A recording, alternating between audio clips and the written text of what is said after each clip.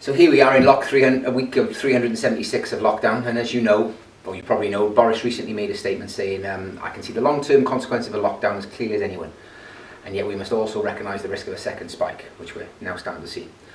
Because that would mean not only a new wave of death and disaster, but also an economic disaster. I would argue the economic disaster is coming anyway. So with homes working set to continue for a time yet, your thoughts may turn to those jobs that you've been putting off. I know mine is to finally sort our garage out. So here's a checklist of 6 financial jobs that you can complete in the remaining weeks of lockdown. Let's hope it's weeks anyway.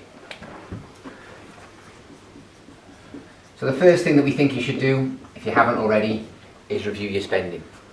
In recent weeks, it's likely that your expenditure has changed significantly. You're probably no longer paying for petrol or travel as much as you did. You're not eating out as much as you like to or wanted to. Entertainment, there's so many things you can do now, and cinema's shutting, so there's one less choice, and many other things. So it's a great time to go through your spending and work out if there are any areas in which you can save, and whether any direct debits you can cancel. I know I've cancelled too.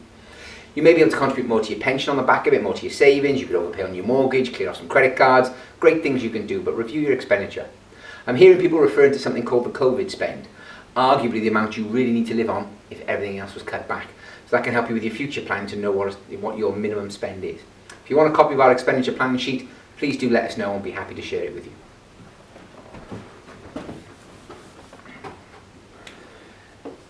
Updating your pension nomination is tip number 2.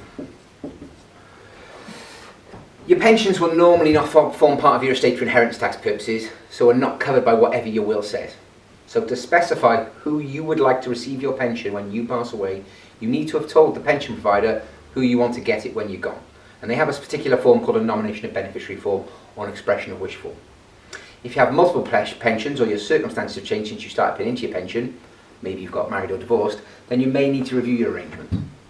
Lots of our clients have what's called a pension trust to ensure that when the pension passes to their next of kin, whoever that might be, they ensure that when that person goes and they haven't spent it maybe, there's no tax when it passes down again.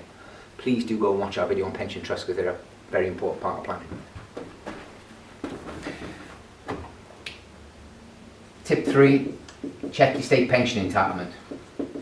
As we stand, the state pension is going to be part of your future, but knowing how much you might receive can help with your planning. The new state pension is based on your national insurance record and you'll receive the full amount if you've got 35 or more qualifying years. A qualifying years is a year when you've been in full-time employment or where you've received national insurance credits because maybe you weren't working or child benefit. And if you're in business, you make your national insurance contributions on a monthly or an annual basis. You can head to the government website to find out what state pension you're entitled to and when you might receive it. Most people now are going to be 67, 68, and that's probably going to move again. But also review your old work pensions. It's amazing how many people still have small pensions scattered around that they just don't review. For some people, these funds are actually the biggest asset they've got outside of the house, and yet they just leave them where they are. Next tip is get your lasting powers of attorney sorted. A lasting power of attorney, also known as an LPA, lets you appoint one or more people to help you make decisions or to make decisions on your behalf. It ensures you keep control over what happens to you if you have an accident or an illness and cannot make your own decisions. There are 2 types of LPA. There's one called the health and welfare, which is decisions relating to your care or your medical treatment, and then there's the property and financial affairs, which is decisions relating to your savings and investments, property, your bills, your benefits, your mortgage, wherever it might be. You can choose to make one type or both, but as we've seen in recent weeks, it's possible to be incapacitated at any time. So it's vital that you have an LPA in place in order that you can appoint a trusted person to look after your affairs for you if you can't, and hopefully it's only temporary. A friend of the business was recently talking to me about how they lost a parent during COVID. Thankfully it wasn't to COVID, but unfortunately it was to cancer. And the doctors wanted to keep him in hospital for the final days of his life because they felt that was the best place for him and they could keep him out of pain. But in the current times, that would have meant the family would not have been able to see him or see him together as a unit. They'd have to be in and out at certain times, one in the room and all that kind of stuff. Thankfully, we'd done a health LPA for them, and they took this to the doctor and showed the doctors a document that Dad had written with the LPA saying specifically that he wanted to be at home when he passed. So the doctors reluctantly let the family take him home, and effectively the LPA brought them 3 days at home with Dad, Granddad as a family that they wouldn't have had otherwise. They were so grateful they put this in place because those last 3 days could have been horrendous. The next tip is review your existing plans. When was the last time you reviewed the human insurance that you have in place? Life events such as a new job, having a child, getting married, divorced, taking out a new mortgage, retirement can mean you need to change your levels of cover. We all insure our gadgets, our cars, our homes, And most of us review these every year. I don't, but most of us do.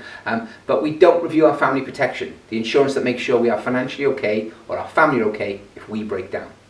Now is a great time to review your protection policy to ensure you are adequately covered. The amount of people we have helped during COVID when we have just moved it from a personal plan to let their business play it to get a tax saving around 30% is amazing. But also we're finding that premiums have come down for lots of human insurance. Considering the coronavirus pandemic and the increasing uncertainty regarding both our health and our finances, now is a good time to consider your ongoing needs to make sure you and your loved ones are protected if something goes wrong. Our last tip is writing your will. You've heard me talk about this many times, I know. Many studies have shown over and over again that still over 60% of adults in the UK have not prepared a will. The over 55s, it's over 40%. Only by writing a will can you ensure that your assets go where you want, and your children, if you've got young children, are left with the people of your choice and not the state. We've got many videos and articles on this and this subject, and you can find them on any of our websites: Penguin Wealth, Penguin Legal, Penguin Tax Planning. Even if you've already made a will, when was the last time you updated it and reviewed it? Please do contact us to discuss this if you want to get this dealt with or revisit what you have. To arrange a Zoom or a phone meeting with one of the team, please do contact us via the usual channels or go to penguinwealth.com and you can book straight into one of the team's diaries. Thank you.